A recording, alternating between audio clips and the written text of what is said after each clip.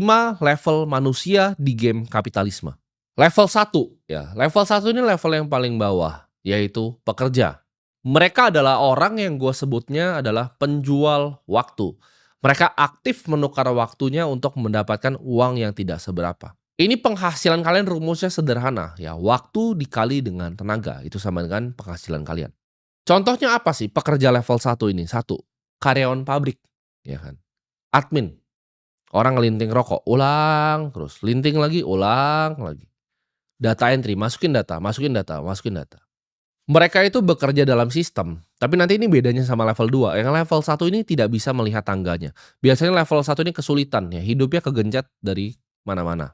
Mereka harus biayain orang tuanya, mereka biasanya sandwich generation juga.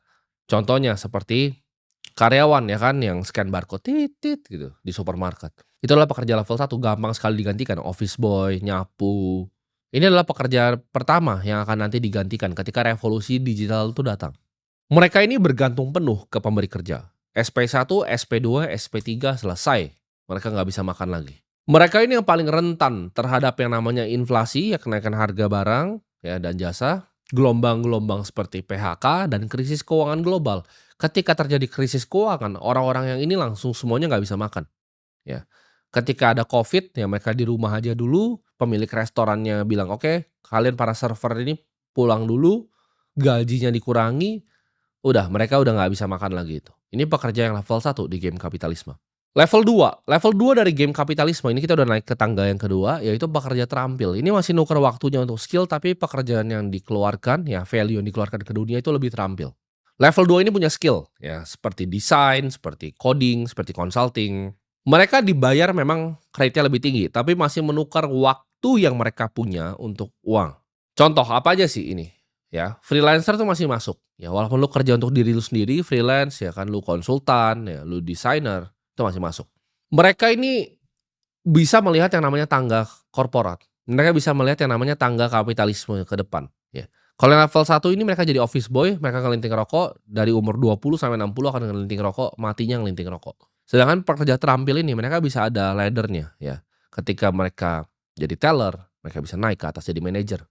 Ya, bentar bisa jadi kepala cabang, bisa kerja di head office, mereka bisa jadi direksi nantinya, direktur operasional, lalu direktur utama. Ini mereka bisa lihat tangganya, ya.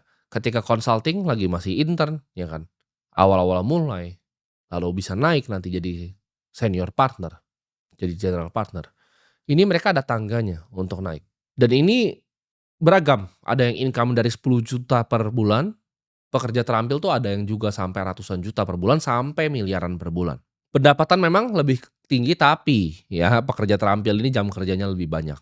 Mereka itu masih bergantung penuh ke kliennya atau para pemberi kerja. Nah ini saran gua untuk para pekerja terampil, kalau kalian mau jadi pekerja terampil, itu carilah memang yang paling besar dibayarnya sama market, yang paling dihargai sama market, dikasih value paling tinggi sama dunia ini. Gue selalu advokat, kalau gue punya teman nanya, oke, saya mau jadi pekerja terampil apa?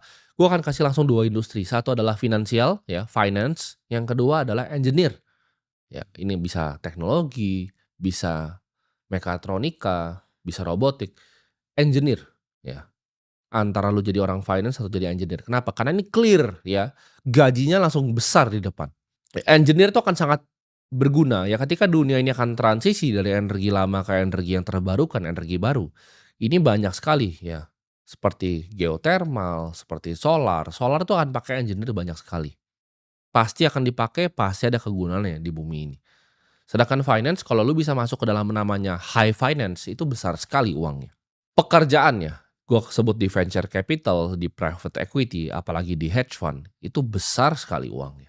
Kalau lu intern, ya, lu jangan bayangin seperti di sini, ya kan? Lu misalnya intern di perusahaan internasional di Indonesia, gajinya mungkin paling tinggi itu 7,5 juta.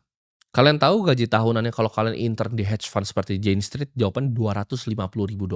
Itu starting salary-nya. Gaji awalnya tuh 4 miliar setahun. Itu intern, itu level apa, jongos itu yang disuruh ambil minum. Jadi kalian harus pilih ya, industrinya itu yang benar. Jawabannya adalah finance dan juga engineering. Kalau mau jadi pekerja terampil, gua nggak rekomen ambil yang lain karena yang lain sampah menurutku. Level 3 ya, Level 3 dari game kapitalisme ini udah mulai di tengah nih. Kalau kita piramid ya kan, piramid manusia ini dari yang di tengah. Level 3 itu adalah pengusaha. Ini mereka adalah orang-orang yang membangun sistem. Mereka ini adalah level di mana manusia mulai bangun mesin untuk mencetak uang. Mereka mulai mengerti yang namanya leverage, bagaimana cara menggunakan karyawan, bagaimana caranya menggunakan yang namanya capital, uang, permodalan. Mereka mulai ngerti yang namanya capital structure, uang ini di kemana aja. Mereka mulai mengerti ya produk dan jasa ini mulai mungkin skill-nya udah variatif ya. Mereka nggak cuma ngerti produk dan jasa yang mereka kasih, mereka harus ngerti gimana cara marketingnya, mereka harus ngerti gimana cara menjual sales-nya, mereka harus ngerti operasionalnya seperti apa, mereka harus ngerti cara pencatatan finance seperti apa, mereka harus mengerti IT itu seperti apa untuk mensistemkan semuanya.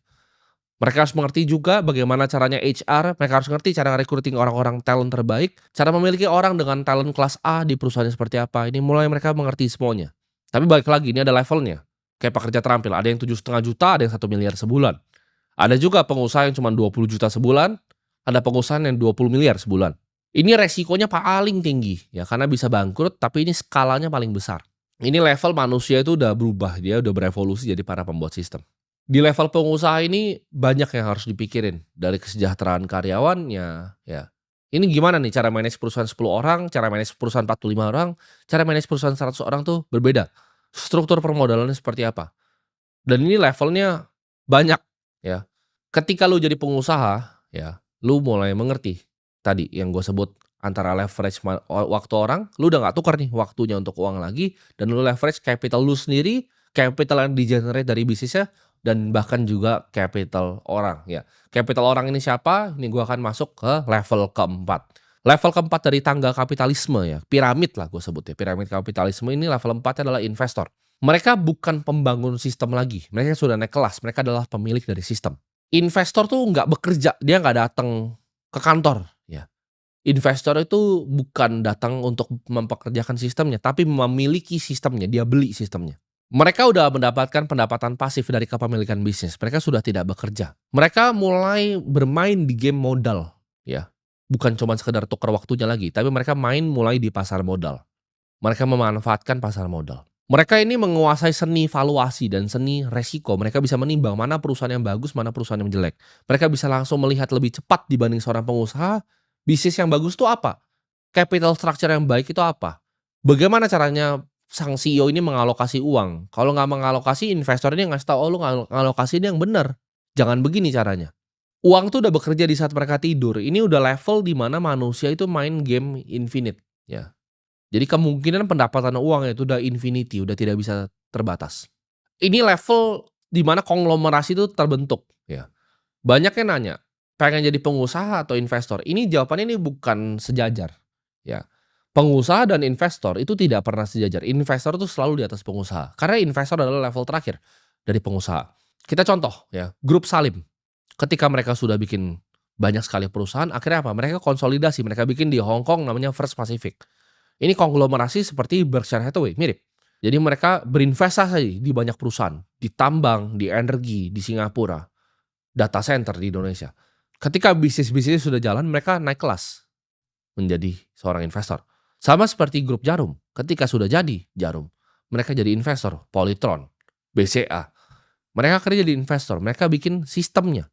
Setelah bikin sistemnya, mereka beli sistem orang lain. Semua pengusaha hebat itu ketika mereka lulus jadi seorang pengusaha itu menjadi seorang investor. Seperti Sergey Brin yang bikin Google. Dia bikin family office by Shore Global Management. Seperti Bill Gates, ketika dia bikin Microsoft, uangnya sudah banyak sekali dari situ, dia bikin Cascade Investment. Itu family office, investment firm. Ketika Jeff Bezos selesai bikin Amazon, dia bikin namanya Bezos Expedition. Orang kaya itu beli aset yang menghasilkan mereka income di saat mereka tidur. Dan ini biasanya tahan selama generasi. Ini level di mana keluarga-keluarga yang tahan ratusan tahun seperti House of Medici, ya, Fugger family, seperti family Rothschild, Rockefeller. Ini mereka bisa tahan lintas generasi karena mereka adalah seorang investor. Mereka pengusaha dulu, lalu mereka yang naik kelas jadi seorang investor. Level 5, nah kalian mungkin bingung, ada nggak level di atas investor? Ada. Jawabannya level 5 itu filantropis, ini mereka yang mengubah dunia. Kalau kalian lihat orang-orang seperti Bill Gates ketika dia udah punya Microsoft, punya Cascade Investment, mereka punya Bill and Melinda Gates Foundation, mereka punya foundation. Rockefeller ya, ketika sudah bikin Standard Oil, punya family office sendiri, dia bikin apa? Betul, dia bikin Rockefeller Foundation. Ini level di mana mereka menggunakan modal untuk merubah dunia. Ini di saat manusia itu lulus, gue sebutnya, dari sistem kapitalisme, mereka akan mengembalikan lagi. Salah satu buku yang mengubah hidup gue itu adalah Gospel of Wealth. Itu yang bikin namanya Andrew Carnegie, salah satu orang paling kaya yang pernah hidup di bumi ini. Beliau bilang, fungsinya untuk jadi kaya adalah untuk membagikan semuanya kembali. Orang kaya itu berkewajiban menurut dia untuk membagikan kekayaannya untuk improve society overall, untuk improve masyarakat luas. Baik itu dari segi edukasi, kesehatan, malnutrisi. Ini adalah mereka grup yang namanya akan dikenang oleh sejarah, mengubah dunia. Mereka yang punya visi akan dunia yang lebih baik dan mengorbankan harta yang sulit didapatkannya untuk kepentingan banyak orang.